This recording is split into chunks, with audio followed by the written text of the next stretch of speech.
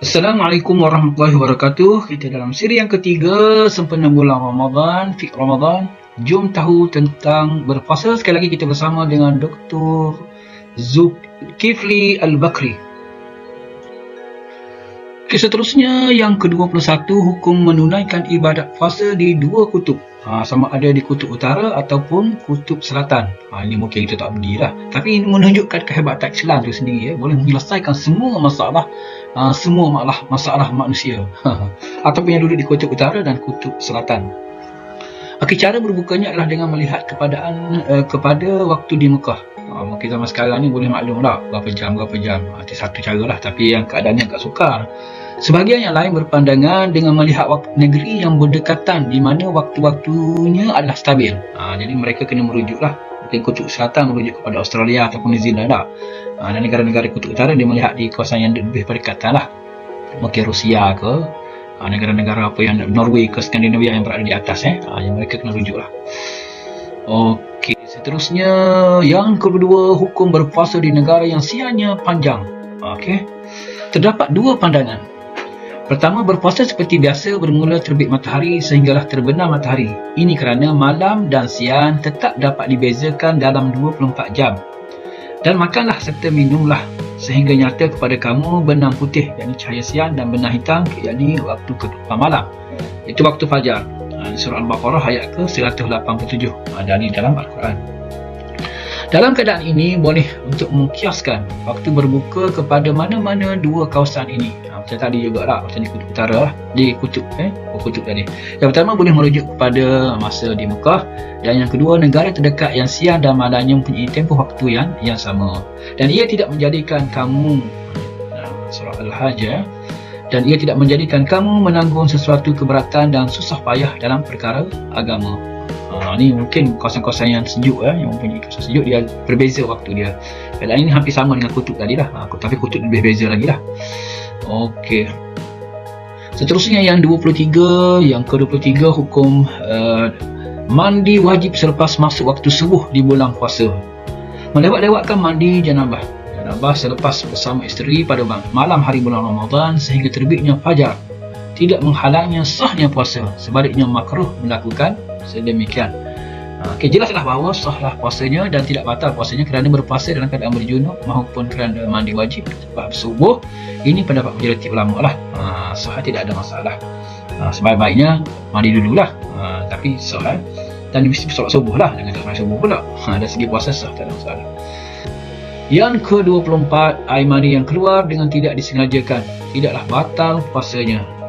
Begitu juga jika seseorang bermimpi tidur waktu siang hari sehingga keluar mani pada siang hari, hukumnya tidak membatalkan puasa menurut ijma'.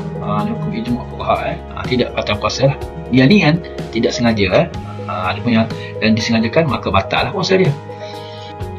Okey, seterusnya yang ke-25, berbuka dengan makanan berat atau solat maghrib dulu. Ini pun satu masalah jugalah, berlaku apabila buat majlis berbuka puasa di surau lah, ataupun di rumah kita sendiri pun.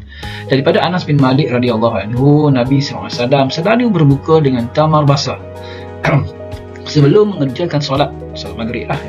Jika tiada tamar basah, maka baginda SAW dengan tamar kering. Dan jika tiada tamar kering, baginda minum beberapa teguk air. Yang ni hadis ni kita telah baca sebelum ni. Okey, antara amalan sunat ialah menyegerakan berbuka puasa sebaik saja matahari terbenam. Berbuka puasa antara disunatkan bersegera ialah kita berbuka puasa lah. Kesimpulannya, seseorang itu disarankan agar berbuka puasa dengan juadah ringan terlebih dahulu, kemudian menunaikan solat secara berjamaah. Dia ambil daripada pandangan sini lah. Lepas tu baru kita sembahyang, lepas tu mari balik lah. Akhirnya yang lebih afdal lah, yang lebih baik. Adapun ada juga masjid itu Mesra, dia terus makan berat supaya tidak berlaku susah juga pula lepas tu lah. Ini pandangan ini mengikut keadaan masing-masing lah, tidak masing-masing. Okay, seterusnya yang ke-26. Yang ke-26, hukum menjemput non-Muslim berbuka puasa. Negara Malaysia ni macam-macam, ada India, China yang tidak beragama Islam. Okay, kita tengok surah Al-Mumtahanah ayat yang ke-8. So, Allah tidak melarang kamu daripada berbuat baik dan berlaku adil kepada orang-orang yang tidak memerangi kamu kerana agama kamu, dan tidak mengeluarkan kamu daripada kampung halaman kamu. Sesungguhnya Allah mengasihi orang-orang yang berlaku adil. Jadi mengikut Datuk Zulkifli Al-Bakri, hukum menjemput non-Muslim berbuka puasa adalah harus dan dibolehkan dalam Islam. Lokasi berbuka puasa yang dipilih dan pakaian yang dikenakan haruslah bersesuaian. Manakala ada adab berbuka puasa haruslah dijaga dan dipatuhi. Ini mungkin juga boleh menarik mereka untuk kenal Islam dah. Ini satu dakwah juga sebenarnya, tapi dengan syarat lah. Mereka mesti untuk pakaian lah, jangan pula membuka aurat pula seksi masuk dalam masjid. Ini jadi cerita lain pula. Maka mereka masuk untuk berpuasa dengan kita, maknanya pakaian sopan lah, yang menutup aurat, yang menutup aurat. Dan juga ada adab mesti dijaga lah. Okay. Seterusnya yang ke-27, adakah lipstick membatalkan puasa? Ni orang perempuan lah, orang lelaki tak lah, tak. Penggunaan gincu di siang hari pada bulan Ramadan tidak membatalkan puasa. Namun jika ditelan masuki dalam rongga, rasa yang terdapat pada gincu tersebut ianya membatalkan puasa. Jadi hati-hatilah bagi perempuan yang makan gincu dekat bibir ni. Okay, seterusnya yang ke-28, hukum puasa sunat secara bersambung, al-wisal. Puasa secara al-wisal, berpuasa selama 2 hari atau lebih tanpa berbuka dalam keadaan sengaja. Menyambung puasa pada waktu malam dalam keadaan tidak makan dan tidak minum. Imam Al-Nawawi rahimahullah berkata, zahir kenyataan Imam Syafi'i hukumnya adalah makruh tahrim, makruh tahrim buat gini. Okay, seterusnya Imam Al-Haramain Abdul Malik Al-Juwaini rahimahullah, dia kata haram hukumnya berpuasa secara bersambung. Ada ulama yang kata haram macam ni. Maka berpuasa secara al-wisal adalah perbuatan yang disebut sebagai ibadah-ibadah yang hanya khas kepada Rasul. Maka tidak menjadi kewajipan ke atas kita untuk mengikuti perbuatan sebegini. Tak boleh tu. Ada perkara yang tidak boleh itu Rasul. Yang ini khas untuk para Rasul je. Kalau kita tengok dalam kitab kitab Fiqh Haji, ada cerita puasa kali mula-mula. Permulaan puasa pada tahun 1 Hijrah, 2 Hijrah dia, diwajibkan puasa. Memang dipuasa cara macam tu. So, ada sahabat yang sempat pengsan, maka lepas pada tu disyariatkan seperti macam kita sekarang lah. Ada waktu untuk berpuasa. Jadi tidak dibolehkan dan harus diingat ada ulama yang mengharamkannya. Seterusnya yang ke-29, yang ini kita ambil daripada Irsyad Fatwa khas Ramadan sedikit 134. Bagaimanakah menentukan waktu berbuka di dalam kapal terbang? Ini terutama penumpang yang dalam perjalanan menggunakan kapal terbang pada bulan Ramadan, termasuk pilot pramugari tak kira lah. Okey, jadi waktu berbuka itu berdasarkan tempat setiap orang yang berpuasa itu berada, bukan berdasarkan waktu negara asal, negara yang dilalui, apatah lagi negara yang dituju, meskipun waktu-waktu tersebut dipaparkan secara tepat di dalam kapal terbang.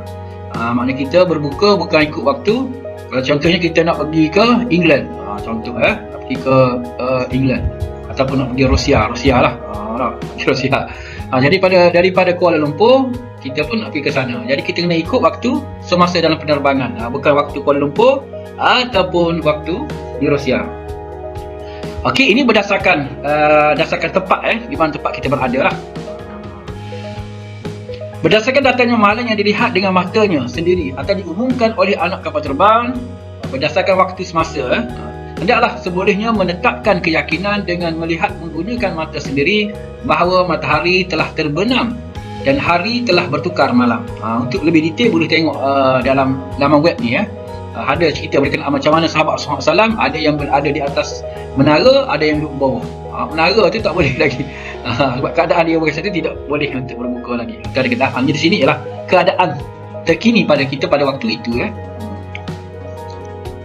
Okey, seterusnya yang terakhir yang ke-30, hukum qada puasa Ramadan bersekali dengan puasa Syawal. Ini bila dah habis Ramadan lah. Ramadan mana boleh qada. Memang kita mengerjakan solat, mengerjakan puasa bulan Ramadan. Jadi contohnya 29 hari Ramadan, di sini 6 hari dah kita kena puasa. Yang Syawal, 1 Syawal tak boleh lah, Syawal haram belum hari raya. 2 hingga sampai habis Syawal tu kita boleh puasa mana-mana. Jadi Rasulullah kata, bersabda, sesiapa yang berpuasa Ramadan kemudian diikuti dengan puasa 6 hari Syawal, maka seolah-olah dia berpuasa setahun. Hadis riwayat Imam Muslim, Abu Daud, Tirmizi, An-Nasa'i, Ibnu Majah, Ibnu Ahmad dan lain-lain. Jadi khilaf para ulama kepada 2 pandangan. Yang pertama sah, hukumnya sah dan terjadi kepada kedua-duanya. Ini pendapat Imam Ibn Hajar Al-Haytami, Syekh Muhammad Ramli. Syekh Ramli terkenal lah. Ulama dalam mazhab Imam Syafi'i. Imam Al-Barazi, Masyayikhul Syekh Zakaria Al-Ansari dan kebanyakan ulama mutakhirin. Ulama mutakhirin kata sah. Yang kedua tidak sah, dia kata. Tidak sah tapi terhasil yang fardu sahaja. Maknanya yang qada saja yang sah. Adapun yang syawal tadi, puasa sunat syawal tu tak dapat apa-apa. Ini ya. Hujah mereka tidak boleh digabungkan dua jenis ibadah dalam satu ibadah. Mengikut Dr. Zulkifli Al-Fikri, saya lebih cenderung kepada pendapat yang membolehkannya. Ini kerana ia merupakan jenis ibadah yang sama tetapi dengan duanya. Boleh ya, tak ada masalah. Okey. Jadi itulah berapa siri kita, 30 siri kita bersama untuk kita menghadapi Ramadan. InsyaAllah kalau ada masa kita akan tengok lagi untuk masalah-masalah berkenaan dengan bulan Ramadan lagi. Dan siri seterusnya. Wallahualam. Assalamualaikum warahmatullahi wabarakatuh.